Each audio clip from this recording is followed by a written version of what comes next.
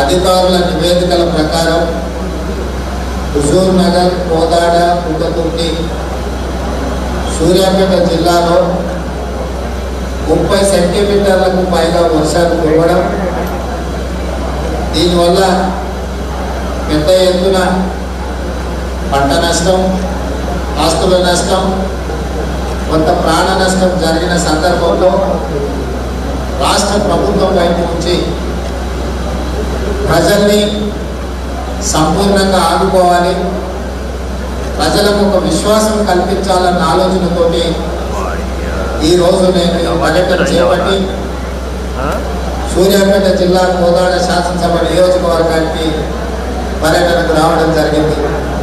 ఇందులో పెద్దలు మంత్రివర్యులు ఉత్తమ్ కుమార్ రెడ్డి గారు, మంత్రివర్యులు కోమటిరెడ్డి వెంకటరెడ్డి గారు, పార్లమెంట్ సభ్యులు నల్గొండ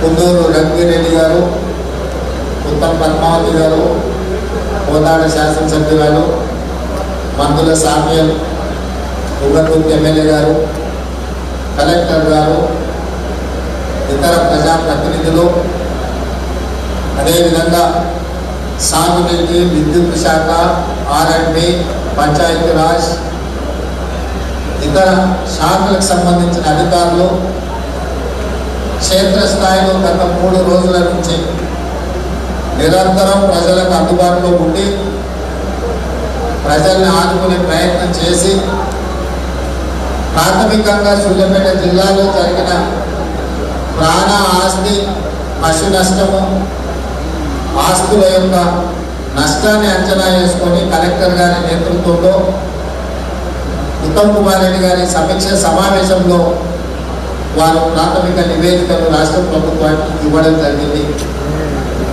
ఈ ప్రాథమిక అంచనాల ప్రకారం సూర్యాపేట జిల్లాలో 2 మనుషులు చనిపోవడము, దాదాపుగా 21 చెరువులు తెగడము, 15 గ్రామాలలో 480 మందిని ఇతర ప్రాంతాలకు తరలించడము, 20,000 ఎకరాలలో పంట నష్టం జరగడము, అదేవిధంగా పశువులు ఏదో చనిపోవడము, ఇతర మేకలు ఇలాంటివి కూడా చనిపోవడము, 7 పక్కా ఇళ్ళు కూలిపోవడము, 33 కచ్చా ఇళ్ళు కూలిపోవడము, అదేవిధంగా హైదరాబాద్ విజయవాడ హైవే దారి కూడా పూర్తిగా దెబ్బతినడము, ఇతర చాలా విషయాలు ఈరోజు ఈ ప్రాథమిక నివేదికలో మన ముందు పెట్టడం జరిగింది.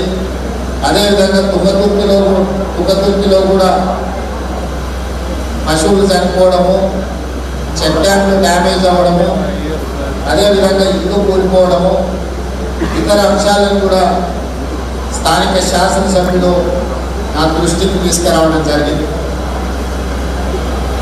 అత్యధిక వర్షపాతం వల్ల విపత్కర పరిస్థితులు ఏర్పడినప్పటి నుంచి ప్రభుత్వం నిరంతరం మంత్రులను, శాసనసభ్యులను క్షేత్రస్థాయిలో ప్రజలకు అందుబాటులో పెట్టి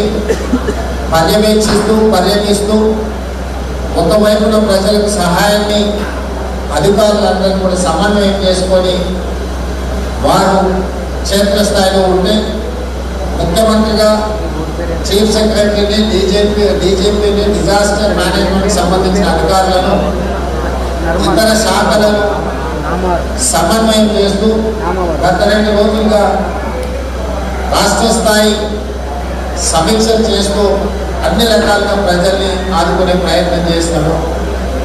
ఈ ప్రయత్నంలో ఎక్కువగా ప్రాణ నష్టం జరగకుండా, పంట నష్టం జరగకుండా, విద్యుత్ కోతలు ఎక్కడైనా విద్యుత్ సరఫరా అంతరాయం కలిగిన ఎంబడెంబడే వాటిని పునరుద్ధరిస్తూ ప్రజలకు అన్ని రకాలుగా సహాయాన్ని అందిస్తూ పునరావాస కేంద్రాలను ఏర్పాటు చేస్తూ అధికారులు రాత్రి పగలు పనిచేసి చాలా కష్టపడ్డారు. మనస్ఫూర్తిగా మా మంత్రులను, ప్రజాప్రతినిధులను, ప్రభుత్వ అధికారులను అభినందిస్తున్నా.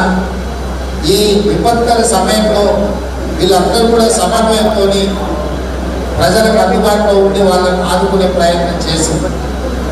అయినా అక్కడక్కడ దురదృష్టకర సంఘటనలు జరిగినాయి.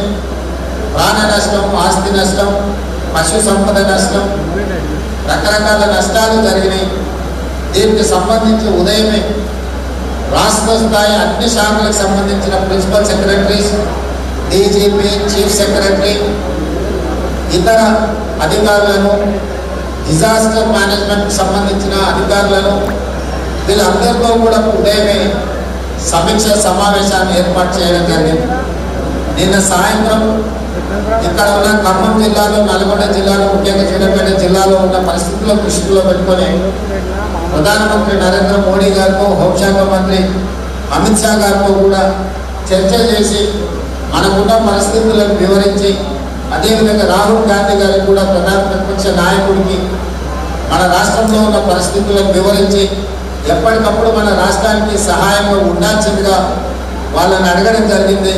వాళ్ళు ముగ్గురు కూడా అన్ని రకాలుగా రాష్ట్రానికి సహాయంగా ఉంటాము అని చెప్పి ప్రధానమంత్రి గారు, హోంశాఖ మంత్రి గారు, అదేవిధంగా ప్రధాన ప్రతిపక్ష నాయకుడు రాహుల్ గాంధీ గారు స్పష్టంగా మాట ఇవ్వడం జరిగింది. ఈ నేపథ్యంలో ఈరోజు ఉదయం అధికారులతో సమీక్ష చేసి కొన్ని పరిపాలనాపరమైన నిర్ణయాలు తీసుకోవడం జరిగింది. మీ ద్వారా తెలంగాణ ప్రజలకు నేను ఈ అంశాలను వివరించదలుచుకున్నా.